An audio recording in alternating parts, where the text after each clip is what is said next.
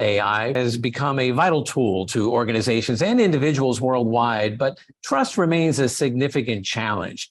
Responsible AI plays a crucial role in ensuring that AI technologies are developed and used ethically, as well as designing and implementing transparent, fair, and accountable systems to minimize the potential for negative impacts on individuals and society. I'm Wyatt Cash with Scoop News Group, and joining us here today is Joseph Castle, Executive Advisor, Strategic Partnerships and Technology at SAS, here to talk about how organizations can take actionable steps to implement responsible AI practices. Joseph, thank you so much for joining us.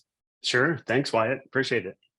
So what are some of the biggest challenges facing the government in particular in adopting AI technologies, and how do these challenges relate to responsible AI? Yeah, that's it. That's a great question. AI is obviously a multifaceted topic, and we could probably go in all sorts of different directions. Numerous challenges for sure.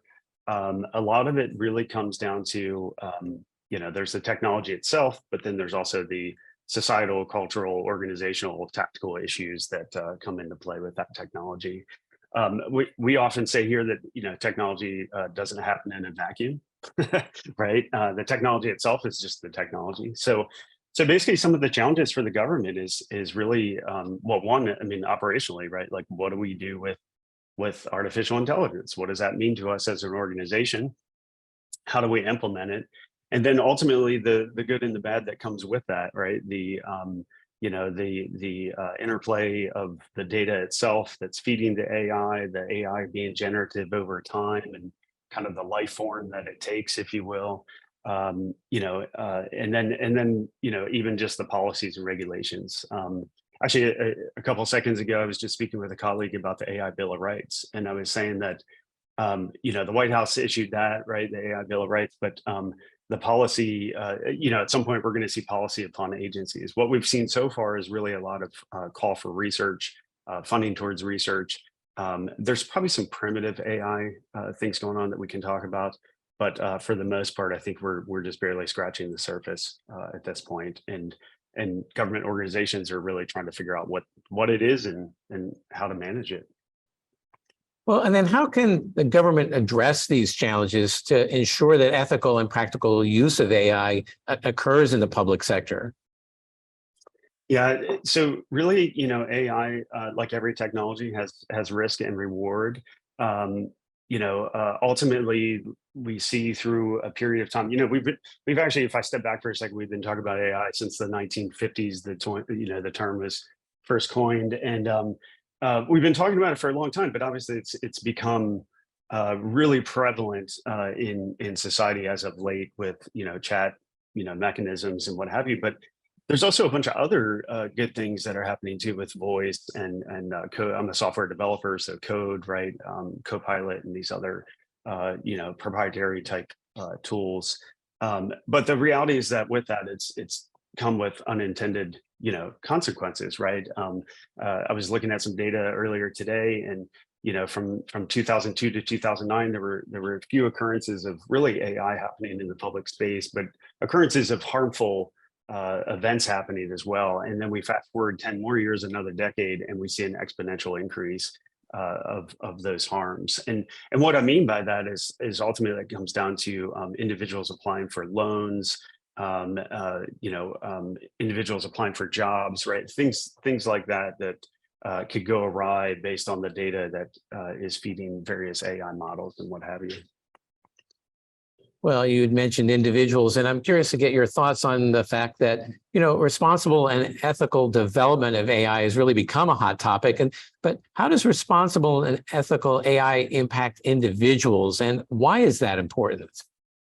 Yeah, that's interesting. So we have, here we have a responsible innovation office, and I'll talk about that a little bit more in a second. But really some of the negative impacts I was talking about, like applying for a loan, who gets the best price, who gets a harsher sentence, right? These real life impacts of potentially using AI or using AI in and of itself that can make it go awry. So we need responsible innovation for ethical AI development, right? We want transparency, we want trust. It's basically like a moral imperative, right? For businesses, but also obviously for individuals. For businesses, it comes down to that moral imperative, reputational risk, competitive advantage, and compliance.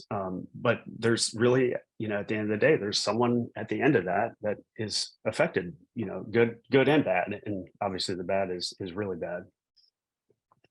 Well, then privacy and security obviously are critical in the development of responsible AI, as well as the use and storage of data. Given this, what best practices, or strategies can agencies implement to ensure that personal data is collected and used and stored ethically and securely? And how can agencies also ensure that these practices align with data privacy regulations and policies? Right. Yeah. And this one gets obviously pretty complex, right? Like large bureaucratic organizations working with individual citizens. We always try and go like one for one, but it's not really, it's a little bit more thorny than that. Right. And the idea here is that it really comes down to how do you implement policy as an agency, right? Like this is another technology in a technology stack. Unfortunately, this one has, potentially some really bad, harmful repercussions to it. It has some really good things to it as well. And so it ultimately comes down to the general understanding of what the technology is, the education around that technology. And this is for individuals and, government organizations, for largely speaking to the organizations, controls, oversight, and I was actually at a federal executive event the other day, and one of the CIOs on the stage said, it'd be really great if we could get like AI, ML, FedRAMP, tools FedRAMP authorized, right? Because then it gives us sort of that safety marker or a piece of confidence that this is okay to use. From a privacy, security, data standpoint, obviously all the same controls that we would have with any any person's data, within government organizations, all those things need to be adhered to, which kind of pulls transparency into a funny predicament, right? Like you want to see how the AI model or AI is actually working by the data, but in some cases you can't, except the organization could at a governance level. So it might get a little tricky, but all the same rules apply: regulation, policies, laws, et cetera. And then lastly, what role do private companies like SAS play in helping governments navigate these challenges and really adopt responsible AI practices? Yeah, and I didn't say this up front, and I think the government, as a longtime government employee, I think the government gets a bad rap for sort of lagging behind in technology in some sense, and it's not always the case. It's really larger organizations, because I see this in industry as well. So where can we help with that, and where can software companies and private industry help? For us, we actually have stood up and we set this up as like a differentiator with our company, but we have a responsible AI or a data ethics practice that's headed by a VP, Reggie Townsend, and he's also on President Biden's National Artificial Intelligence Advisory Committee.